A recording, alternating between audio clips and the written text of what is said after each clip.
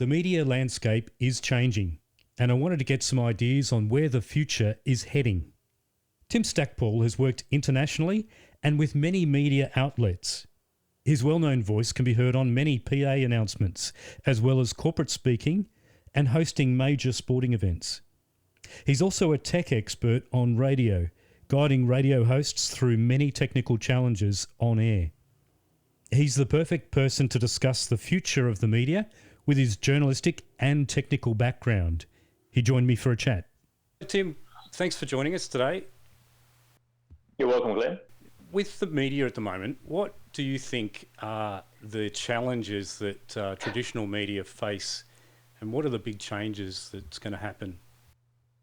Well, I think in the past, Glenn, what we've seen is a significant fragmentation of the market, and everyone is talking about this. The fact that when you and I grew up, I mean, we grew up with television, which was like 5 channels, if you like, in major metropolitan areas. I mean, we had Channel 7, 9, 10, the ABC, and then SBS came along afterwards. And they were the main conduits, I guess, for popular information dissemination. If something big was on the news or a big TV show was on the night before, that's what we'd all be talking about the next day, you know, around the water cooler or picking up a coffee in the morning at work.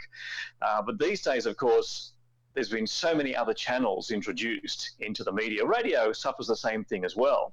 So Channel 10, 7, 9, 2, SBS, I mean, they all have multiple channels available to them as well, which means the market gets fragmented. The same number of people are now watching as much television, but across however many different channels. And for that reason, I think sometimes not only does the market get fragmented, but as we've seen with news recently over the last few months, is that not only do people not heed messages, but they don't necessarily hear them, Glenn. So those conduits whereby we received information and everyone got the information pretty much in a 24-hour period, it could well be that because people are now watching something on one of the many different channels, and of course this changed as well with the introduction of pay TV in Australia back in 1995. There's so many different channels, so many different conduits of information. People may not be getting that information, which is so important to have at the one time. And the same goes with radio as well. I mean, radio stations are fragmented across different outputs these days. And also the introduction of streaming music. I mean, Spotify as well is so popular these days. That's the big challenge for radio as well. The fact that so many people now are getting their entertainment listening in the car, streaming music, not necessarily having that opportunity to hear the news, for instance, at the top of the hour, if at the very least, on a music station. But not even listening to radio stations which might cover news or talk radio quite a lot. You know, they might prefer to listen to their favourite album or their favourite artist on Spotify, travelling to and from work. So for that reason, they miss out on very important information, or information which probably embeds itself into the psyche of us as a nation. And that's the big challenge for media. And everyone in the media, I think, who's in management is talking about fragmentation. And that's exactly what it is, Glenn. And I've noticed exactly what you're talking about when out in the street people have not heeded what government officials have said the day before, and it's simply because they haven't seen that or heard that from traditional sources. And in terms of, you know, recent events in terms of pandemic and COVID-19 and that sort of stuff, I mean, I certainly saw content that you were sharing online, which was of many people out in the street, not necessarily social isolating.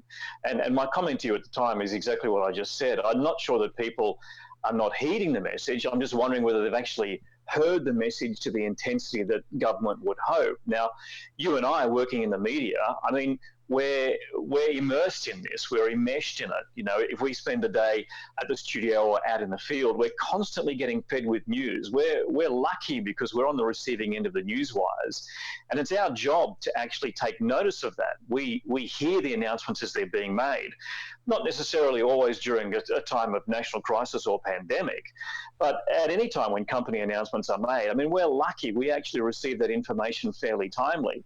Whereas people now can choose not to tune into that. They may not want to engage with the websites regarding news on the internet. They may not choose to watch live television or listen to live radio. And therefore, people just don't get the message. So those traditional means of disseminating news and information, they're not necessarily redundant, but they're not as pointed and focused to the community as perhaps they had been 20 or 30 years ago, or even 10 years ago, Glenn. So I think there's a challenge for anyone who's in authority or anyone who's trying to disseminate information.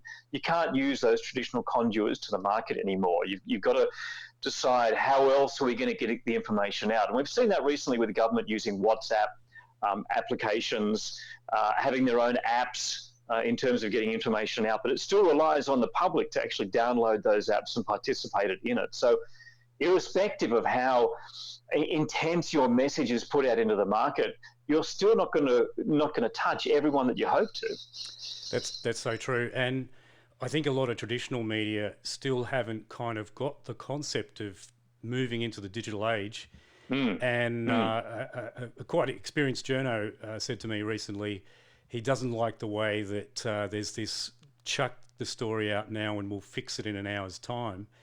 And that's so true. I never thought about that, that there's this pressure to put it out because they need to try and compete against the online. And it's interesting, just last week, Google and Facebook have been taken to by the government, and the ACCC is going to start looking into that for paying for news. But sometimes I think that's it's almost a two-way street, because the traditional news use Google and Facebook to promote their traditional ways. And they need it. That's a weird change that might not really fit the pay for news template.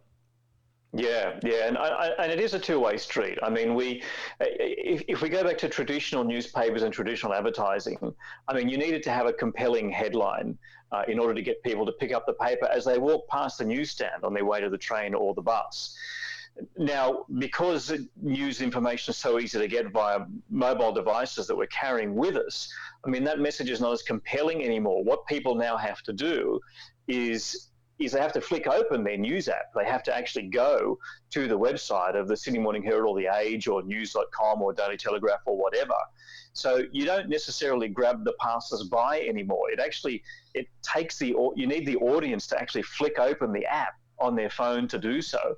But you look at the apps on your phone, I mean, there's so much competition there. You know, do I want to log on to news.com.au, or would I rather listen to my favorite album on Spotify while I'm traveling to work, if I am traveling to work at the moment? And in periods of isolation as well, I mean, we have so much opportunity now where we may be sitting around at home, still doing work, but of course we're in a position where we could fire up our smart Google speaker and just ask it to play music to us or something like that. So traditional media, I mean, we used to call electronic media just that when we were talking about radio and television, traditional media being newspapers. So, but now, of course, traditional media is newspapers, television, radio, and electronic media is now all the online giants too. So, you know, our whole vernacular has changed too, Glenn, and I think it's a real fragmentation of the market, as I said before. It's a challenge for not only traditional media, not only media as a whole, but also all those authorities and agencies that use that as their conduit to get to the market. Because now, as I say, you can't just do the regular thing of putting out a press release and going out in the media and hoping that it touches everyone, because it just plainly doesn't anymore. That's so true. And a lot of organisations, government, are doing their own video coverage and then putting that up on their website as well. So they're trying to tap into that new way of doing things as well, separate from traditional sources. But I kind of wonder, I've heard from CEOs of media organisations that they're worried about the eyeballs. They always talk about eyeballs. And it's that younger audience that isn't tuning into traditional media or traditional news. Some people don't even have a plug into their TV antenna. So that's right. Where is it going for capturing those eyeballs of a younger audience?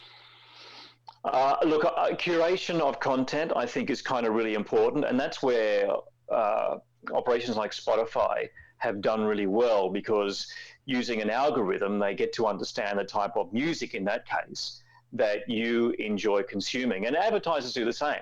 Google does the same, Facebook do the same as well. The more you click on certain items, the more items of interest to you will be presented to you or be served to you as advertising or as posts. So I think somewhere along the line that's got to happen as well. And funnily enough, probably about 6 or 8 years ago, when I was doing quite a bit of correspondent work for overseas operations, an outfit did get in touch with me regarding reading news items, which would then be recorded separately. So separate news items. So one news item regarding, I don't know, road accidents, another one regarding climate change, another one regarding politics, whatever. Were all recorded separately, 20 or 30-second news items. And then they would be delivered or served to consumers depending on what the interest was in terms of particular topics they enjoyed clicking on, in the same way that advertising on Facebook is served as well. So in the same way that Spotify serves up music that you like because it begins to understand what sort of things you're interested in, then this news service will do the same. And I kind of think that traditional newspapers as they appear on the web should do a similar sort of thing. So the headline that you would see when you open up news.com.au or Sydney Morning Herald or smh.com.au or whatever is different to the headline that I may see when I open up that website as well. So whereas you might be interested in climate change, then the first headline you see when you open up that website would be to do with climate change. Whereas if my interest had indicated that I have a particular interest in politics, for instance, then a political headline will be the first one that I would see. So in terms of, at the moment, of course, we have news directors that curate what appears on the webpage and how it appears, along with their design team.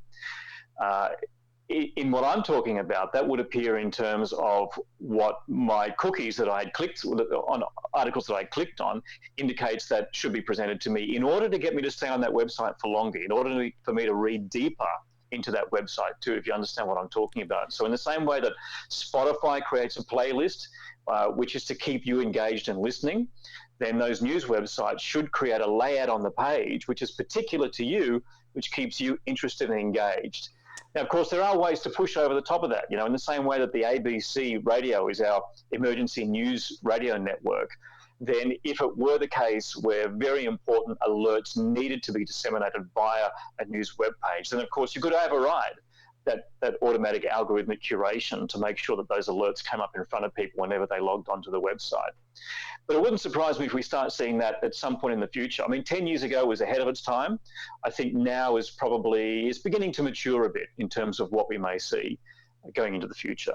And with something like that, wouldn't people have to give up some sort of privacy, like you mentioned, that tailoring of the service, the cookies in particular? And there's been a few people being creeped out by getting ads because they've searched something and then they constantly get bombarded by the ads.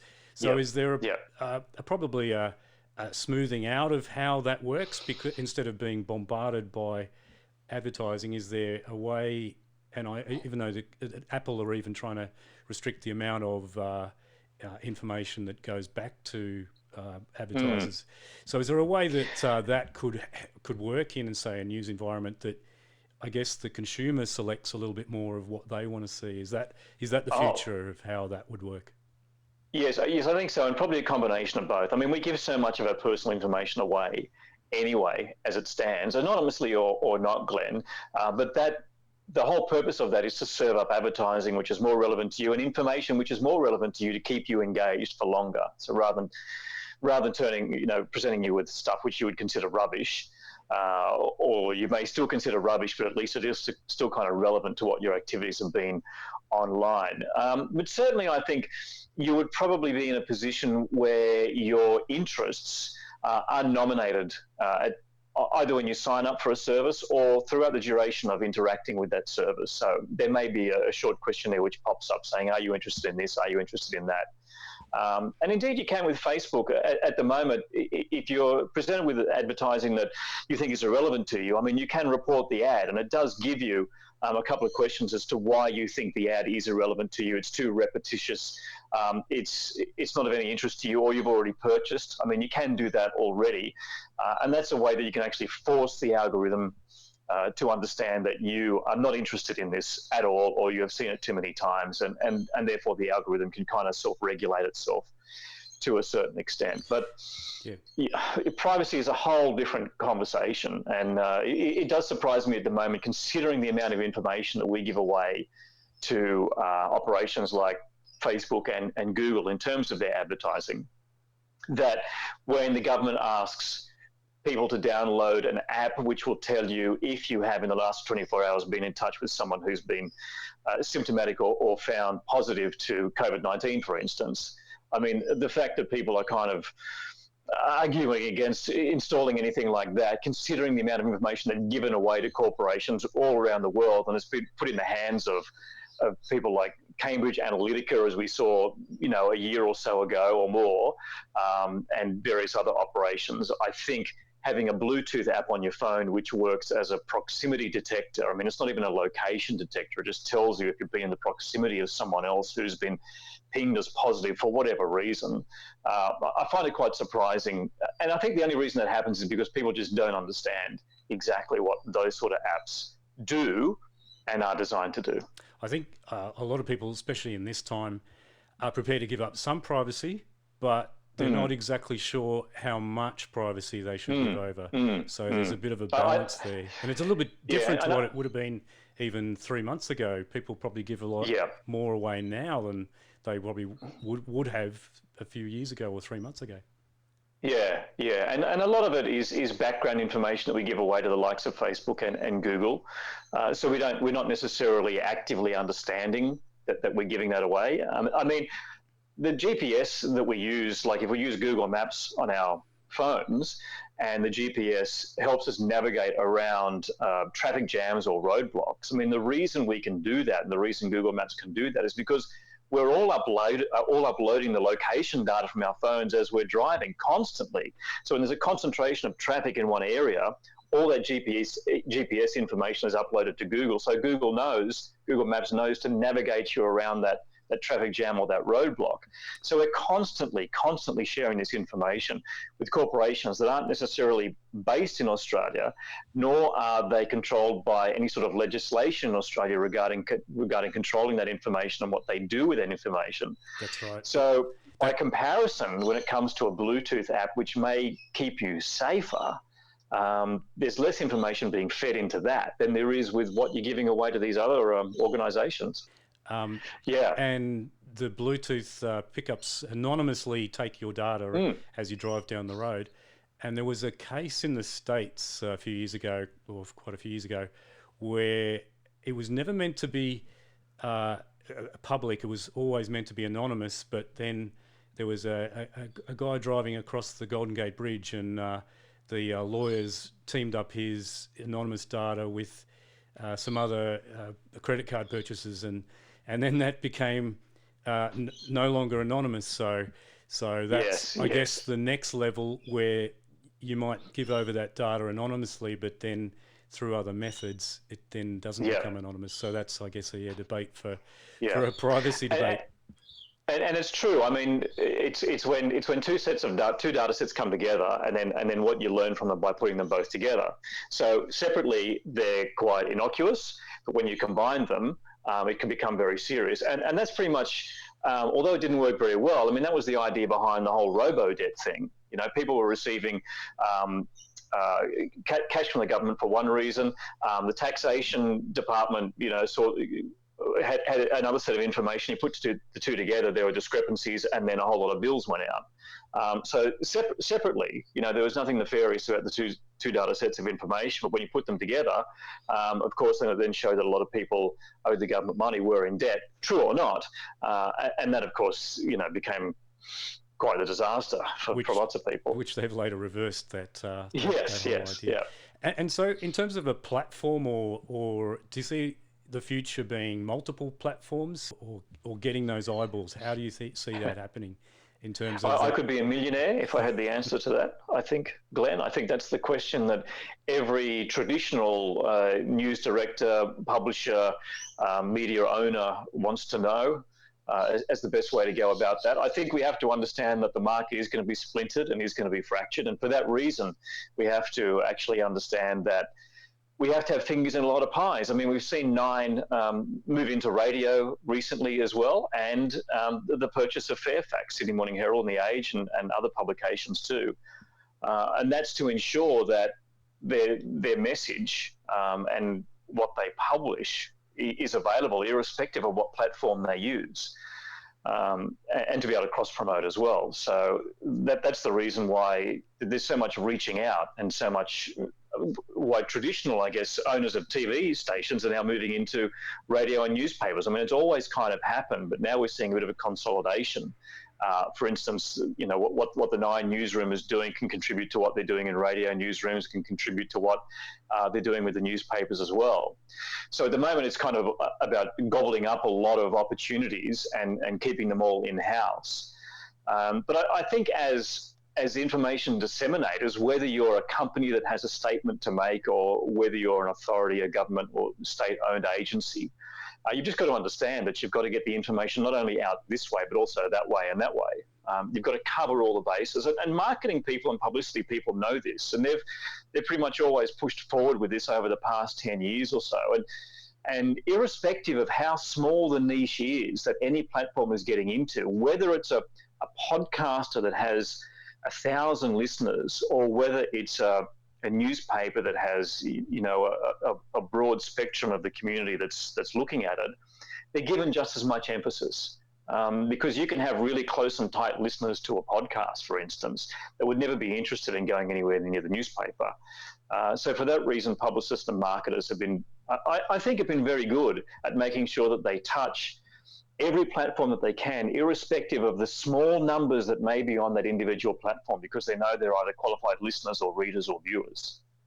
Yeah, I think you've captured some interesting things there, where you're talking about the targeting of information. That's certainly the future, I think, as well, where that information, even at the moment, I find sometimes there's a bit of a barreling of information, the need to get it out, that sometimes they miss some of the finer details that's actually quite important, and then that might be the story tomorrow, but if there was a little bit more targeting of the news, it wouldn't be such a rush to get this bold information out. It could actually be a little bit more calm and selected to the right people who need to see that information. I think people tune to the different news agencies that they respond best to. So, you know, the ABC has a certain audience, Fairfax 9 will have a certain audience, Murdoch will have a certain audience, you know, specifically. But you also have to think about attention spans, Glenn, and they're becoming shorter and shorter and shorter. So even though you'd like to see more detail, more underlying story, there are those who that will never reach. And we've seen it with, you know, we've seen a lot of announcements come out regularly over the past few weeks, where the health department is holding press conferences, where the Prime Minister is holding press conferences, the Minister for Health at state and federal levels are holding press conferences. And you see some of the comments of the people who are watching, who are talking, and many of them talk about, you know, it's waffle, waffle, waffle, get to the point, get to what we want to know about. Now, politicians, of course, have to qualify the decisions that are being made, which is why you get all that background in a press conference. And indeed, a press conference is just that. It's information for the press. And only recently, because of the availability of live streaming, have the public been so engaged with what happens at press conferences. But you still see those reactions from people who are watching on Facebook, waffle, waffle, waffle, get to the point. So it just goes to show that the attention span of individuals is getting shorter. We flick open our phone to get the information. We want to find out what we need to know, which is relevant to us, and then we need to move on to something else. And I think our attention spans are getting smaller and smaller and smaller.